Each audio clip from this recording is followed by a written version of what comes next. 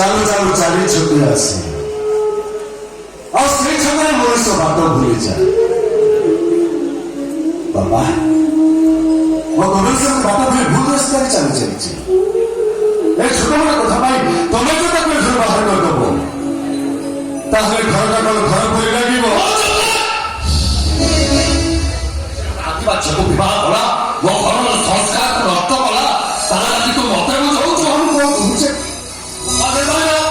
ଗାଁଥିବା ଝିଅ ମୋ ଘରେ ବୋହୂ ହେଇ ରହିଲେ ମୋ ଘରର ଠାକୁର ଭୋଗ ଖାଇବେ ତ?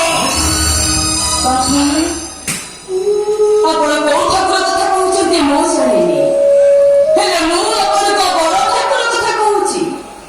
ସେମାନେ ଆଦିବାସୀଙ୍କ ଘରେ ଭୋଗ ଖାଇ 60 ପଉଡି ଖାଇବା ଶିଖିଛନ୍ତି। ଆଜି ଯଦି ତାଙ୍କର ଖାଇବା ଅଭ୍ୟାସ ବଢିଥାଏ ତାହେଲେ ସେ ଅଭ୍ୟାସ ଆଦିବାସୀଙ୍କ ପାଖରୁ ଆରମ୍ଭ ହୋଇଥାଏ।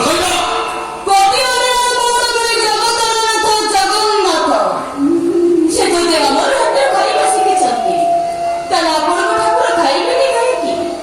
ନୀଳମାଧବ ଠାରୁ ଆରମ୍ଭ କରି ଜଗନ୍ନାଥଙ୍କ ପର୍ଯ୍ୟନ୍ତ, ଶ୍ରୀକ୍ଷେତ୍ର ଠାରୁ ଆରମ୍ଭ କରି ସାଗର ଶ୍ରୀକ୍ଷେତ୍ର ପର୍ଯ୍ୟନ୍ତ କହିପାରିବେ ବାପା ଆଦିବାସୀ ସମୟ କେତେବେଳେ ପୂଜା ପଡିନାହାନ୍ତି?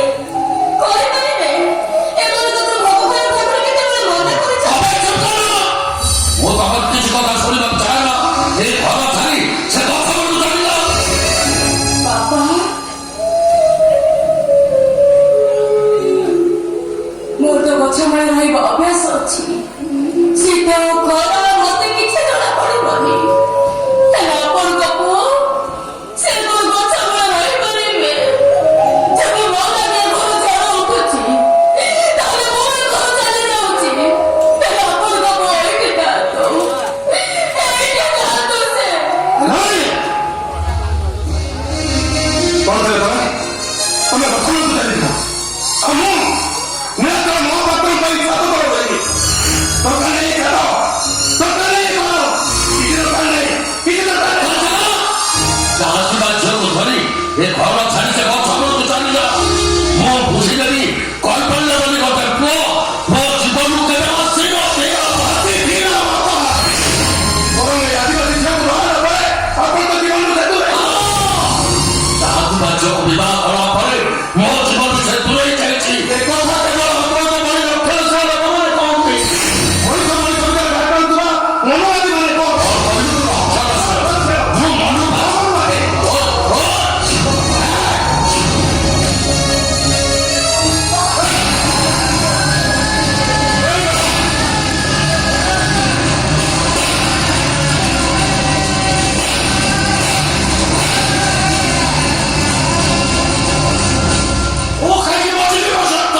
ଯଥେଷ୍ଟ ରାଜି ନୁହେଁ ବାବା, ପିଲାଟି ଦିନରୁ ରହି ଆସିଛି।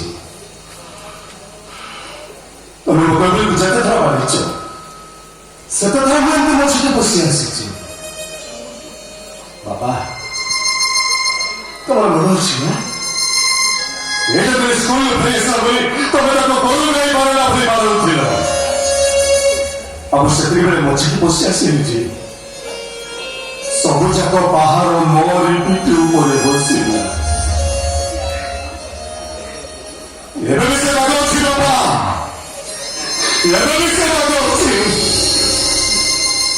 ମୁଁ ଭାଇ ଭାଇ ମାରା ଖାଇଛ ବୋଲି କେବେ କାହା ପାଖରେ କହିପାରିବି? କେମିତି କହିଥାନ୍ତି ବାପା? କହିଲେ ତମ ମୋ ଭାଇ ଏ ପରା ମୋ ପୁଅ। ବାପା ତମେ ଅନେକ ନାଟକରେ ଅନେକ ଅଭିନୟ କରିଛ। ପୁଅଟି ଭୁଲରେ ଘରକୁ ଫେରିଥିବ ଆଉ ତମେ ତାକୁ କ୍ଷମା କରିଦେଇଥିବ। କହିଲ ବାପା ଏମିତି ଅଭିନୟ ଜୀବନରେ କେବେ ବି କରିନ। ଏଠି ତ ନାଟକ ଦେଖିବାକୁ ମିଳୁଛି, ସେ ନାଟକର ବାପା ହଉଛ ତମେ। ମୁଁ କେବଳ ତମର ଅଭିନୟ ଦେଖିବାକୁ ଅପେକ୍ଷା କରିବି ବାପା।